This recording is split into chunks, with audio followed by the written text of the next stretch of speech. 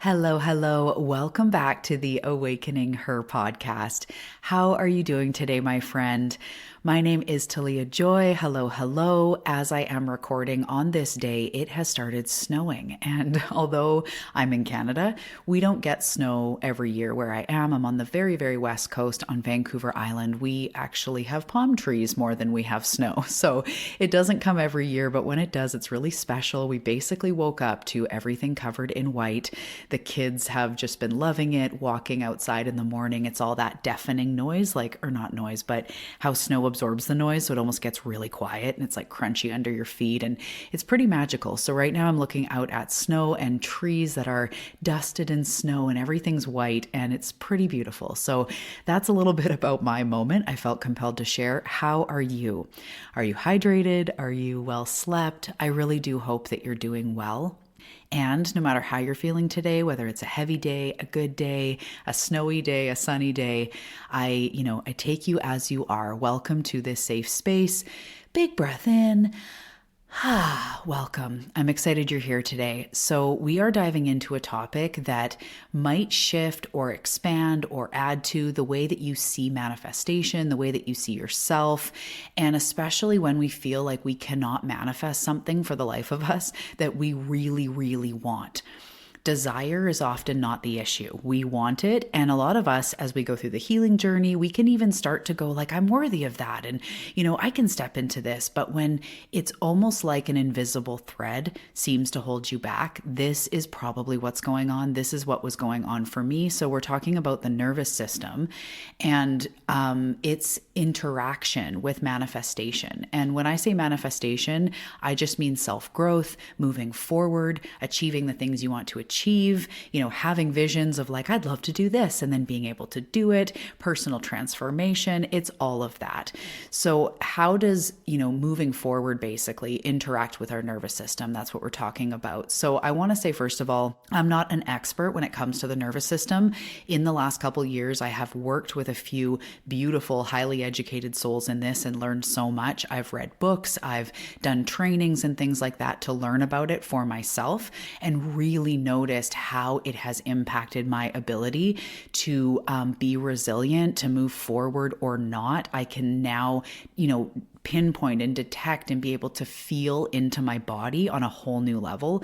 It's helped with trauma healing. And of course, as I'm saying, manifestation, moving forward, self-care, showing up for myself, my self-talk. It's really changed my life in the last few years. So we're going to talk about it. And I think it's something that's really going to help you because all of us humans have nervous systems. I'm going to kind of get into the 101 about that.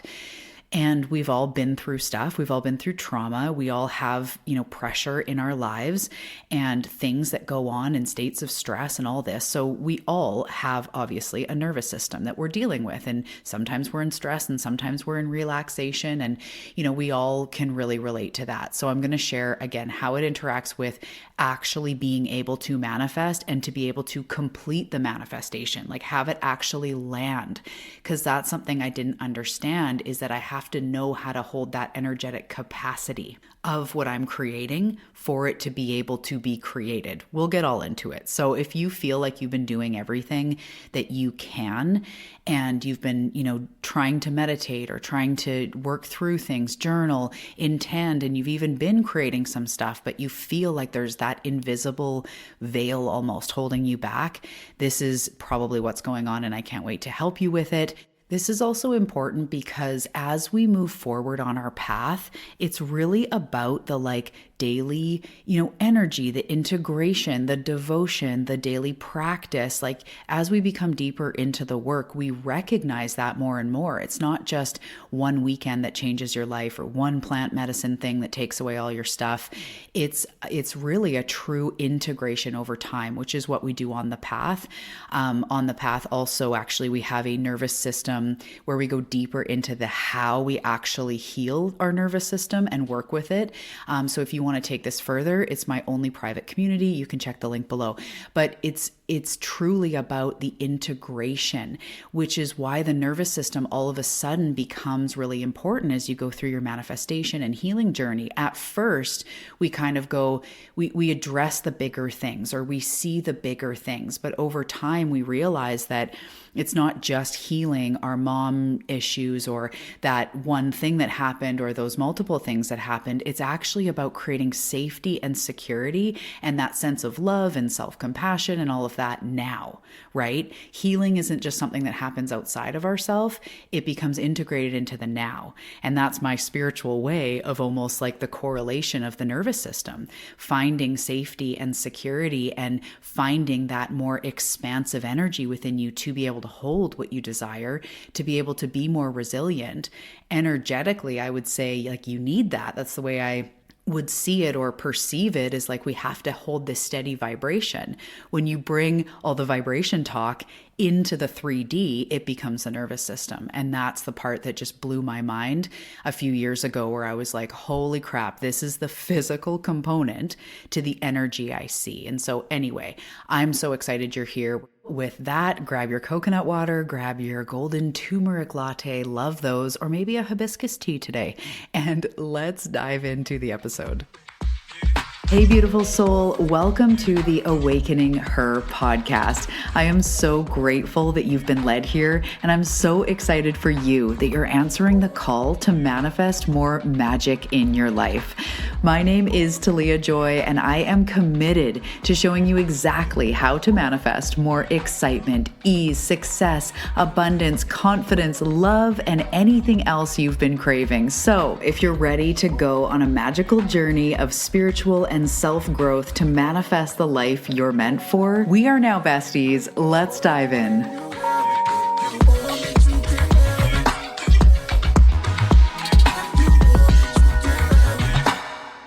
All right. So as promised, we're going to start with, in some ways, the basics or the basic understanding. So what is the nervous system? Everyone's all nervous system and somatics and regulate your nervous system. In simplest terms, non-expert, non-doctor terms, the nervous system is like the control center of your body. It sends signals to every part of you, and it sends signals of either we're safe or be on alert. And it controls the way that we respond to stress, how we rest, how we even digest our food. We'll get to that. And ultimately, everything really about how you perceive the world. So when you're in a heightened nervous system state, when you're in stress, you're going to perceive things even in a different way, right? Like those days that are just awful and you're like on high alert, basically. Someone may say something small and it's like, just another thing, right? Like it even impacts the way we perceive life, what our nervous system is doing. Said another way, what our nervous system is doing shifts the way that we perceive life. So the two main states of the nervous system are sympathetic and parasympathetic. So it sounds all fancy and whatnot, but parasympathetic is the relaxation mode and sympathetic is our stress mode. So sympathetic is fight or flight. You hear people talk about where the body goes when it's stressed, when it's anxious, when it's in danger. It's the I need to survive part of your body. And although this is extremely helpful in general, we need our sympathetic nervous system. We need to sometimes defend ourselves, speak up. We need to be able to respond to stress and handle pressure, and it's totally normal. But it is also triggered by our mind and other things. So financial worries, relationship stress, like deadlines, pressure, overstimulation, all these things also put us into a stress mode or a fight or flight mode. So it's, of course, a very important part of us. We don't want to get rid of it. It's just that we want to be aware of it and learn to manage it because it does impact everything that we create. So the parasympathetic nervous system is the opposite. It's the rest and digest. This is where we feel safe, where we're relaxed. So if you're just cruising along, driving your car, feeling chill, listening to music, you're going to be probably in a relaxation. If you're meditating, hopefully right before bed, not for everybody, but when we are in a state of relaxation, when we are in a state of even just neutral and like openness, we are in parasympathetic. So you may have noticed I said rest and digest, and I find this so fascinating.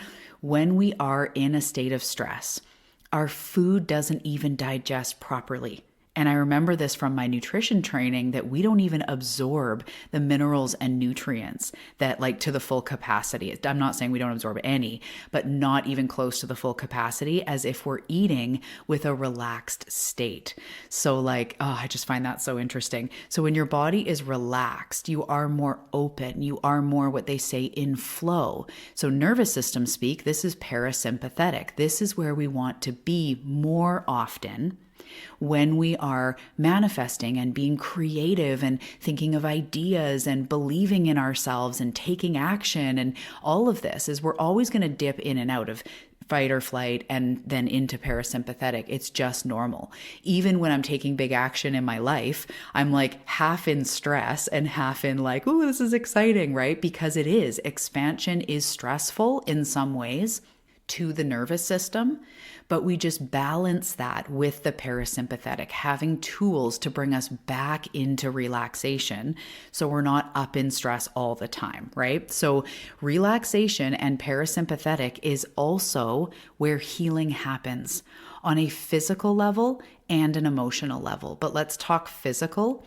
When your cells are in stress. So even if you are in your mind, you're thinking about bills, you're comparing yourself to somebody else, you're feeling bad about yourself, your cells, your immune cells are suppressed in that moment. So when you have extra things going on in your body, or a knee you're trying to heal, or inflammation or pain, stress is actually making it worse, because your body doesn't have the resources to go like, okay, to heal pain and to heal things like that, that's almost secondary to the body. And again, this is from my nutrition and all the education I have in health, where your body does what it has to do first. So if a bear is running towards you, your body isn't spending resources on like healing that old scar you have, right? So that's why fasting and cleansing, sometimes it gives your body the actual space to go then heal those deeper things. So if you have chronic inflammation, if you have injuries, if you have pain, your body, while in stress, is not simultaneously sending resources to heal that pain. So I hope that that makes sense. There's also other things like blood flow and like lots of different reasons why we just don't heal when we are in chronic stress compared to when we're in relaxation. That's like where our body can just almost magically, because the body always wants to heal. It's always wanting to regenerate, and it always is regenerating. When we give it that space, when our body is relaxed, we can actually heal better. So energetically, we're receiving, we're more in flow, we're more receptive to ideas and downloads and connecting with our spirit team, or feeling inspired or connected to nature when we're in that state. So again, when your nervous system is in a constant state of stress, your body is focused on survival, not abundance. You're not in a state of receiving. And even in that moment, if intuition tried to whisper, you wouldn't be available to it because you're so focused on the other thing, right? Again, we all do this. So no shame, absolutely not. It's about being aware. So when you're in a state of protecting yourself, when you're in a state of being hyper alert, we hold tight in our energy, and we hold tight to what we have because we feel like it's what we can control. We start getting into more things like numbing and other, coping strategies, which again, even coping is normal. It's okay. But when we're out of alignment, when we're in stress more often, we're just trying to relax. We're just trying to escape. We're just trying to, either hold tight or control because we have so much stress. So again, that doesn't really help for our desires to be able to become clear for the next step, to land, to actually have us be able to hold them and have them fully manifest. So this is where I want to get more into the manifestation part. So you can do all the journaling and you can do all the affirmations and all of this. By the way, I feel that affirmations, visualization, journaling is very powerful. All of those are very, very powerful. However, you can't out-journal a nervous system that's off. You can't out-affirm your own beliefs about yourself on a cellular level. And that's the problem. They can help us to bridge the gap to reach upward, if this makes sense. But if you don't feel like, if you're in constant fight or flight, or you don't feel worthy, or you're in constant stress, saying like, I'm fine, I'm abundant, life flows magically, it actually stresses you out more on a cellular level, because you're like, no, it's not. So we really want to be careful with this stuff, because you could journal, but be saying like, my life sucks. It's not the tool, it's who you be with the tool. So journaling, affirmations, visualizing, all that are very important parts of my life. But what is even more important is, how am I doing in my body right now? What do I need? If your body feels unsafe, if your nervous system is in survival mode, your manifestations are going to get, what people say, blocked. It's just they get detoured. They'll come around again, but we have to be able to hold the capacity of what we desire. And I want you to hear this on a physical level and a spiritual level. So energetically, my team has said to me, to my clients over and over, things about like, you have to create, you may have heard me say this, but like fertile ground for your manifestation to land. Or they'll say you have to be able to be it when it lands. So that's why we do the work. So nervous system style, it's actually so fascinating, because if you can't create a sturdy nervous system now, and again, no shame, it's just, this is the work I've had to do fully. If you can't hold it now, if you can't create a safe nervous system or a regulated nervous system now, having more actually registers as unsafe and more stressful. So my spirit team has showed me that they've said something like, we love you so much that we can't add stress to your life. So if I'm sitting here like, maybe it's stressed about money, maybe I'm avoiding my finances are a mess, giving me more money spiritually actually isn't in my highest good the way they see it, because it doesn't have fertile ground. That's like, it doesn't make me good and feel abundant and be good with money. I have to do that first to show that like, no, I could hold another $100,000 a year, or I could hold $1 million a year. So I've seen that energetically on a nervous system, level. If money is stressful, but you're asking for more money, there's a disconnect there. We have to fix or shift, or just really have tools to bring ourselves back when we go into stress, to practice that, because that is the art of receiving. That is the art of going like, I am being it to become it. I am being it so I can attract it. If you don't feel safe now, you're not going to feel safe with more. And that's what spirit knows as well. And that's law of attraction. Like, it just, on so many levels, it makes sense, right? So you can do all the journaling and affirmations, but if you're not feeling safe inside, even some of the time, then we can't bring more into our lives. So even consciously trying to manifest financial abundance, if the body is used to stress around money, as I was saying, you can't fully receive it. The body will pull back into familiar patterns. So even you might not respond to an email that is an important job offer, or you might make more and spend more, make more and get in more debt. Like, some way you will bring yourself back to that center point that your nervous system is at. So you could be in lack and anxiety if somebody gave you 20 grand and be like, oh my gosh, like, what do I spend it on? Oh my God, it's going to go. It's going so fast. And like, I never, or you could be in abundance if someone gave you 20 grand. That's what's going on inside us and our nervous system. Our body will pull back. That's what feels like the invisible part that never allows you to fully do it. So you're manifesting really from your body's state of being. Your nervous system is either attracting or repelling what you want, depending on how safe or not safe / stressed that you feel. You might think, okay, I want my desires, the life I've been dreaming about. Like, do I have to heal everything, right? And no, you don't have to heal everything. I'm definitely not healed. I don't know if anybody ever is at the end of self-growth. We just continue expanding. And when it comes to the nervous system, the healing work is essential to the nervous system. The healing work, self-healing, breathing, bringing yourself back, reminding yourself you're safe. It is central to the nervous system. It's central to the central nervous system. So it's not just about doing more work or forcing or hustling or pushing yourself to manifest harder. It's really creating internal space for your manifestations to land. And as we really look at like, what is the fear around this thing? What is the stress around this thing? It may call us to go, okay, is that attached to an abandonment wound or fear in some way? And yeah, it may call you to walk through that stuff again. But it's not just about trying to be woundless. It's really creating that space for what you desire and creating a harmonious relationship with that thing. So as I've said before, like, who are you being in relation to the thing you want? Are you being stressed and controlling and anxious around money? Then we can't open up for more.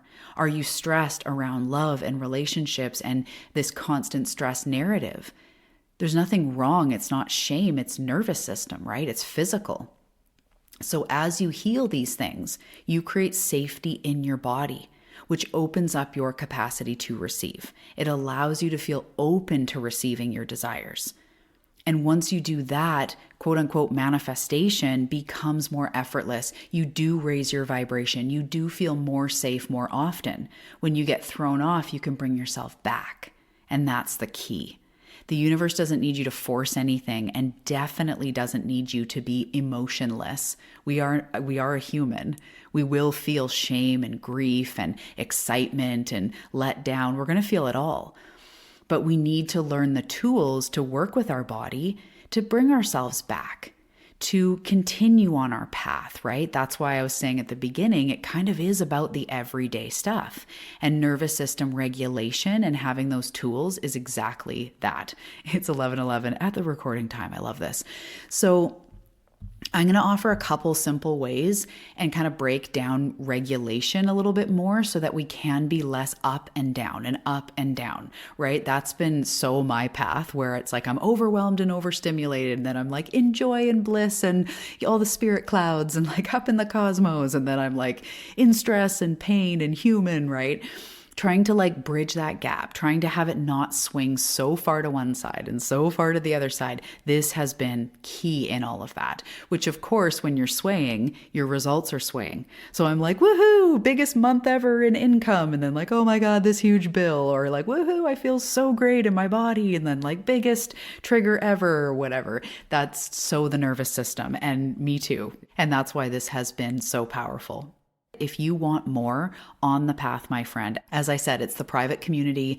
This month is Emotional Healing and Emotional Resilience Month in February. We just wrapped up our Emotional Healing 3-day movement meditation practice with somatics and breath work. It's so powerful. Actually, some of my favorite stuff I've ever created. There's one called the Palm Tree Practice, and it's my favorite I've ever created. It's so good. On the Path is the place to be. And if this calls to you, I'll drop a link below where you can get your first month for just $11. After that, it's $27 a month, and you can cancel at any time if it's not for you. So anyway, I just wanted to say that because I will offer some ways here, but over there, you're going to get much more of the tangible practices, the clear step-by-step. Okay, so we're talking about nervous system regulation. And one thing I learned from a beautiful soul that I worked with last year is about how regulation, much like I talk about balance here, it's not about even all the time. It's about being able to be swung out, triggered, stressed, etc., but then be able to bring yourself back. And we get better at that dance over time. And so then what happens over time is, again, it's not such a big swing, and we pull ourselves back, and our sort of wave of what we deal with becomes manageable. And even that wave is fairly even, where like, yes, some days are of course better than others, but overall, like, we're doing okay. And we can bring ourselves back, and we have these tools, and that vibrationally helps us to manifest consistently. The other thing that I thought was really interesting that I've learned about the nervous system that comes into these practices is recognizing that How we can know when our nervous system, or like where there's a place to heal, or when our nervous system has like spiked into fight or flight, is our response is considered disproportionate to the stimulus. So something seemingly small happens and we like freak out, either inside or outside. That's what we would call a trigger. So in these tools, recognizing that our goal is to regulate ourselves to a place where our reaction is proportionate somewhat to what's really going on. We don't spin into a spiral. We don't, have to have a meltdown every time. Over time, it becomes less of this huge emotional thing, again, inside or outside. So I just wanted you to hear that when it comes to what is regulation. It's not about Zen all the time. It's not about beach bliss all the time. It's not about not being in real life. Again, you're human spiritually. You're human with all the emotions. You're meant to feel them.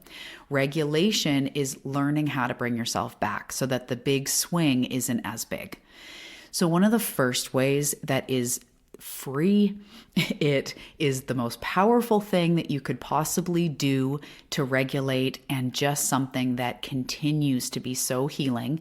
A lot of you know what I'm going to say, the B word, breath work, or just breath.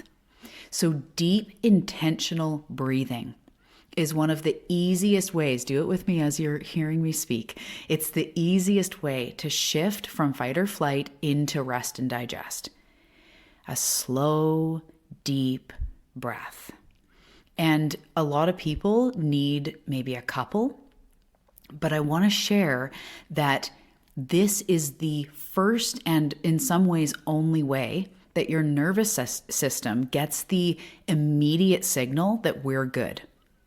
And I want you to think about, as you're breathing, if a bear was running toward you, you would not physically be able to or be thinking of deep breaths, right? Maybe if it's like slowly creeping and you're frozen, going like taking deep breaths. But if it's charging at you and you are in full fight or flight, running for your life, you're not going like, and deep breath in and full exhale. You're going as you're running, right? So to kind of reverse engineer that, when you take one deep breath, instantly your nervous system goes, oh, we're good.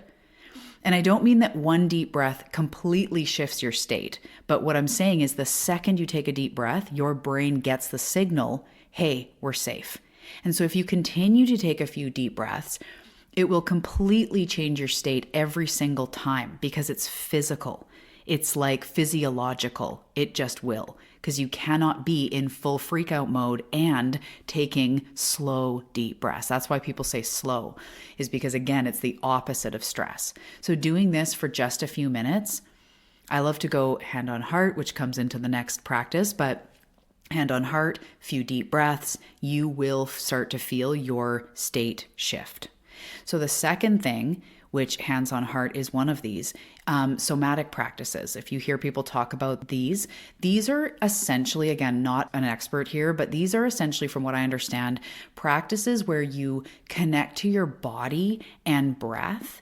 And it's about showing your body you're safe. So things like stretching, breathing deeply, feeling into your body, intuitive movement. I think somatic practices is a very vague term where I'm sure there's tons of things. Intuitive dancing, things like that. But things that help you to regulate the nervous system and your body. Whereas breath work focuses on just breath, but a lot of somatics, it's going to have breath in it, and it's going to be intentional movements or gentle, loving gestures. Hand on heart is a somatic practice, putting your hands on your head, almost like people do when they're stressed, their hand on their head, but just laying your head into your hands. There's specific practices that show your body that you are safe, basically. So you can do that. You could look that up on YouTube. You could join on the path for our somatics that we're doing. But this is essentially a body practice. So another simple way you can regulate your nervous system, and this is one that I do all the time, is to create mini moments of safety, or I'll call them destimulation. And I'll say to my husband, like, I need to go destimulate. He's like, I gotcha. But these little moments where I carve out a pocket. It might be my first cup of coffee in the morning, or sitting with a cup of tea and just carving out a moment. It might be a walk in nature with no music, no headphones, just being in nature, maybe sitting in silence, maybe meditation, but a place where I physically register I am safe. And I'll say it to myself, just I am safe. And I don't have to be like on the edge or anything. I just create them. Right now, I am safe. Right now, this moment. And sometimes I'm even like about to run out the door with kids, and I'll just put my bare feet on even the floor in my house, and I'll just take a second to ground down. Right now, I am safe. I'm not being chased by a lion. My home's not being, taken from me or something. Like I am safe. I'm okay. And I create those intentional moments. And spiritually, before I knew about the nervous system, my team would show me like your brain has to register moments when like you're okay. Because in your head, you can go like, I'm not okay and I'm here and I'm there. So allowing your brain to register. And I've been doing that for years. Once I started learning about this, I'm like, oh, that makes so much more sense. Because when your brain registers it, your nervous system registers it, right? So really taking moments where you are intentionally safe. Small moments. And the key is not the time or the duration. It's about the safety. So do it in the shower, do it in your bed right before you get up, in the morning, or right before you go to sleep. That would be a beautiful time to just go, right now, I am safe, and show your nervous system, like exhale, unclench, right? That is the nervous system switching states. And the last thing that you can do to regulate that I'm just going to talk about here, there's many other things, but the last thing I'm going to talk about here is really the deeper healing work. So you probably are already doing that. Things like inner child, shadow, if you've ever been to therapy, et cetera, basically because these core wounds that we carry from our experiences will make us always more heightened until we learn the healing and the integration and all of that. That's why, not because we want to hash up the past or not because you're a victim to this or that, not to be mad at our parents. It's more about making sure that your basically resting place isn't in stress. Because our resting place will be in constant stress, on edge, anxiety when we've been through a lot of shit. And that's something that I didn't even realize. I was doing the conscious work. I was like, no, but I want this and I desire this and I'm taking bold action. And my nervous system was like a 7-year-old traumatized in a closet or in a corner, like hiding herself from the world. Like it's so deep that I had to go back and look at that stuff. And I know if you're here, you're not a newbie to the work. So keep doing that deep inner healing work, which is why we're doing a whole month on the path, because it's so important with love, compassion, creating safety in your nervous system. And it's not just about rehashing the biggest events. It's actually more about seeing the impact that they have had on you. So On the Path is truly where we can do this together, but you continuing on your path of whether it's inner child or shadow, I teach about inner teenager as well. But the different parts of us, the parts of us that may feel abandoned or like we can't trust people, with loving compassion, that's what the healing work really is. Seeing ourselves with compassion. As I said, it's not so much about rehashing the events. It's more about the impact it's had on us, why we do not feel good enough, why we do not feel worthy of giving ourselves the love or investing the time into our dreams and desires, why we don't feel worthy of love, or why we talk down to ourselves, why we shame ourselves, why we can't love ourselves as who we are. These are very human things, and me too. Right? Really, truly, like I always am going through this and continuing to do the work because we are messy humans. But all of those things that's where the healing work really comes in. And as we do that deeper healing work, we untether from those states of constant stress, constant shame, constant fear, and we are able to move out of them. We're able to move out into a higher place where maybe even our normal is just more neutral. Doesn't mean you have to be like Susie Sunshine, like dancing on rainbows all the time and become this extrovert and become, it's not about that. It's about not being stuck in the lower places. And that's why the healing work, it's like it untethers your bottom line. Does that make sense? I feel like most of you will get me there. So yeah, continue on your work doing that. Okay, so we're going to wrap up, and a couple things to leave you on, a few questions to think about to integrate this work. And for these, I want you to be curious and be the observer. We're not going deep into the stories. We're not going deep into the trauma. We're observing it. So asking yourself, where do I feel the most resistance or stress in my life right now? When I think about my desires, when I think about having my desires, when I think about my current relationship to my desires, does my body feel open or does it feel tense?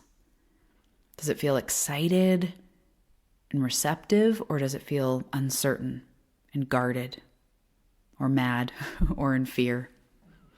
So also asking yourself, how can I create more moments of safety?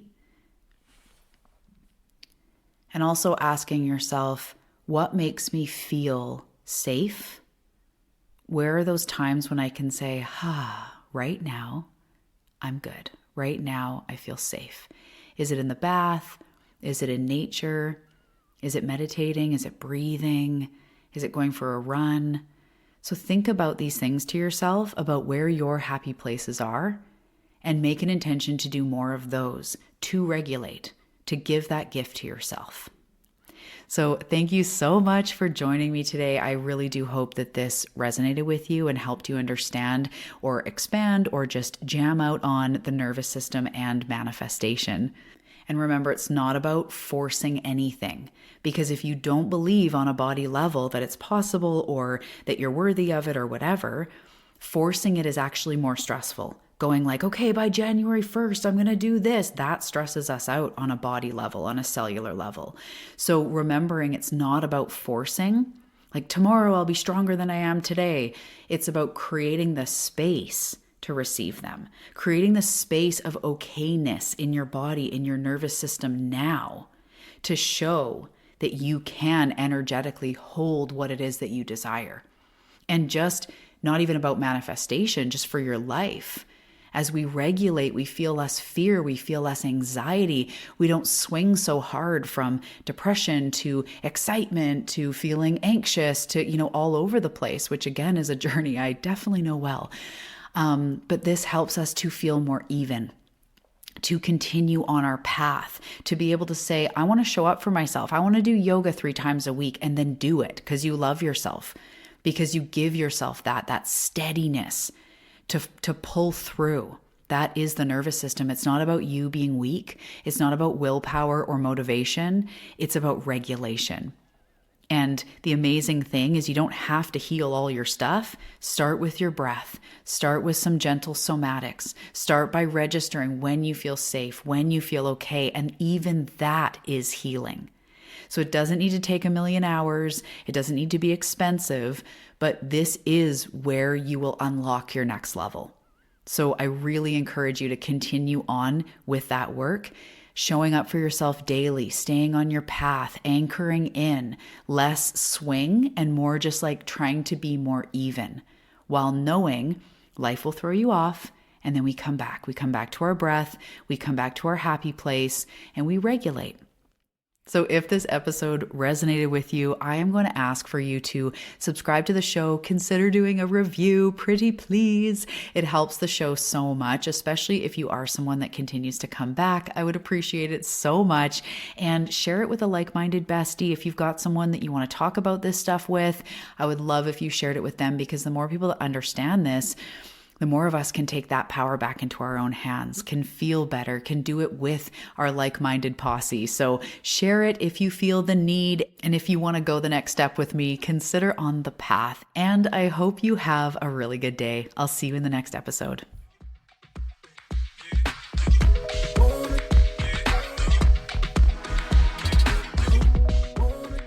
Hey Seeker, thanks so much for tuning in. Before you go, I want to let you know about The Bedtime Ritual. This is a brand new book that I've created that is a 100-day journey of evening journal prompts. The Bedtime Ritual is a perfect tool for bringing in more intentional reflection, self-care, me time, manifestation, all in just one prompt per evening. I know you're going to love The Bedtime Ritual. The link is below and you can find it on Amazon.